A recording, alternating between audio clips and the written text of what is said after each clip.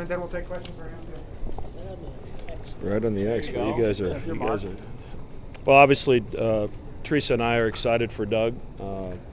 We're proud of the way that he's navigated through this decision, and came at the end. What he felt was best for him was to stay, and that's what we wanted from the start. That he needed to follow his heart and do what he wanted to do, and once he makes his decision, to not look back and just move forward. And he's in a good place now, and as his father and as his coach, that's what we hope for.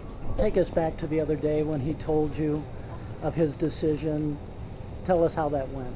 Well, especially the last week, we probably, had meetings almost daily as the information continued to come in, and and it gave me an opportunity to listen a little bit more to Doug as time went on. But I think from the beginning his heart was that he wanted to come back, and even though the facts probably pointed otherwise, I think at the end of the day he went back to what his gut and what his heart was telling him, and that's that he wanted to remain at Creighton another year. How much does this help you guys to have him going into that first year in the Big East? Well, obviously it's 23 points and 8 rebounds a game or whatever he had. So, it's one thing to try to replace, what Gregory and Grant brought to that starting lineup. But, to take Doug's production out of there, obviously some other guys are really going to have to step up. And now it might give some of the younger guys coming in a little bit more chance to develop and not be thrown into the fire quite so quickly. But we all have to elevate our games. We as coaches have to do a little bit better job, and each one of these guys that's returning is going to have to, step up their game if we're going to compete at the level we'd like to compete in the Big East. What did the NBA scouts tell you during this process? What was the message they were giving you? Well, it's a little, somewhat all over the map. I'm confident that had Doug entered the draft, he would have been a first-round draft pick. Where that would have fallen, I think would have depended in large part how he worked out once workouts started in the combine in Chicago. And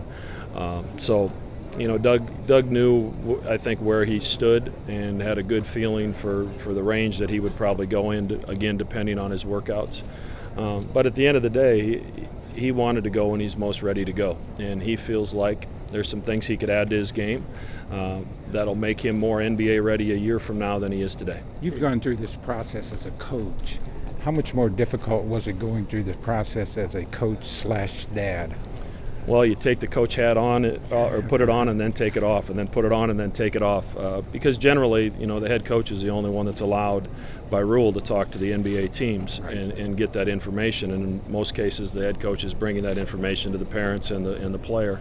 I just made a vow early and told Doug, I'm going to tell you everything. I'm going to take notes. I'm going to take anything that someone says that's positive, I'm going to tell you, and any questions that people have about your ability to move on to that league and be successful right away, I'm going to share that with you too, so you know exactly what all the information is, and I'm going to attempt to keep my emotion out of it because I owe you that as a coach.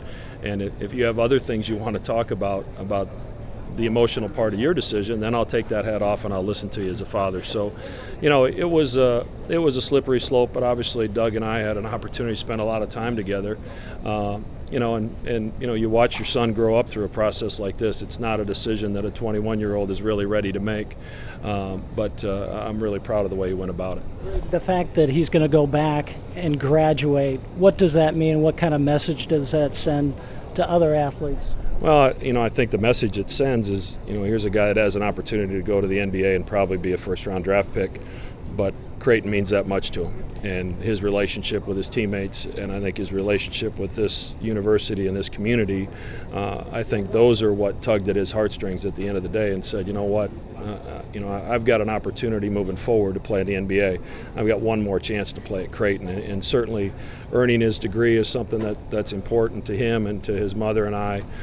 He was going to get that anyway at some point, but I think when he came to college with the idea, I'm going to play for 4 years, I'm going to get my degree, and I'm going to move on with the rest of my life. And he's just not ready for the rest of his life yet. He wants to play a little more college basketball. A kid comes out of high school and sort of already has it in his head that he's going to have to make that decision, you think, at some point, versus Doug coming in and, sort of being, this all happened somewhat suddenly. Is there a difference, you think, in the decision-making process or how complicated that makes it? Yeah, you know, maybe a little, but you know, he kind of went through it last year. We at least went through the process where we had him evaluated by the NBA committee to see what they would say at that point. So, you know, I at least exposed him to the process last year. You know, we met with some agents last summer and in the fall to expose him to that process, so that wasn't all new. So, you know, Teresa and I tried to do the best we could to prepare him for what might be ahead. And then he's got to make the decisions when the time comes. And, you know, I think as parents, when your kids are struggling, they're looking at you to make their decision for them. And, you know, Teresa and I were committed that this has to be Doug's decision. And at the end of the day, it was totally his decision. So you came into your office yesterday, he said, and you started talking, and then out of the blue he said it, or did you know it was coming? Well, we were just going through information and comparing some things in this year's draft versus next year's draft, you know, as we saw it. And you know, Doug just looked at me and said, "You know what? I don't see a lot of difference. I think I can have an opportunity to be right where I'm at next year, as I am today. And I think with hard work, I can improve some of those things that maybe some NBA teams question about my ability to have my game transfer to that level." So he looked at me and said, "I think I might as well stay." And so I got him out of there before he changed his mind. Could you talk about how maybe your thoughts changed as you went through this process? Were you leaning one way or another initially and maybe swayed a little bit as you went through it? I think Doug would tell you probably more than anybody I was an advocate that he should go. Because that's what the facts said.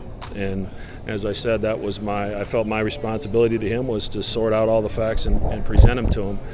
But as time went on and I started listening to what was important to Doug, and I realized that facts aren't everything in this case. And as I mentioned before, there's a lot of reasons that Creighton is near and dear to his heart.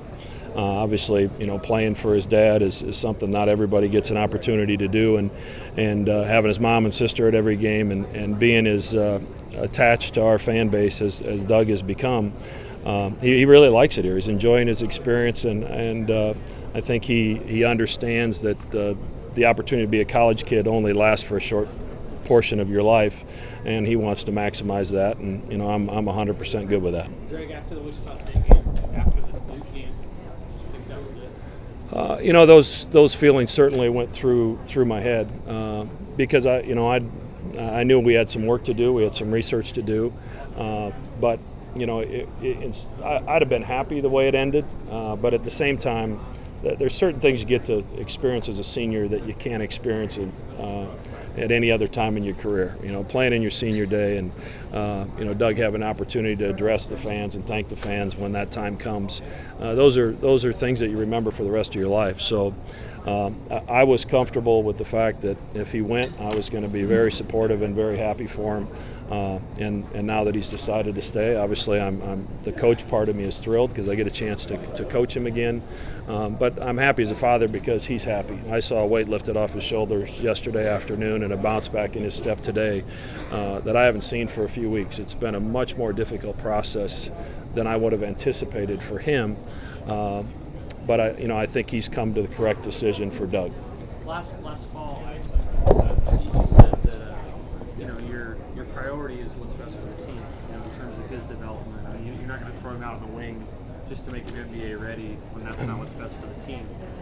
I assume that's going to be consistent again. But how do you sort of, also prepare him a little bit more, or try to prepare him a little bit more for what's at the next level? Well, we're moving to a league where the wings are a little bigger, so that might make a little bit more sense than it has before.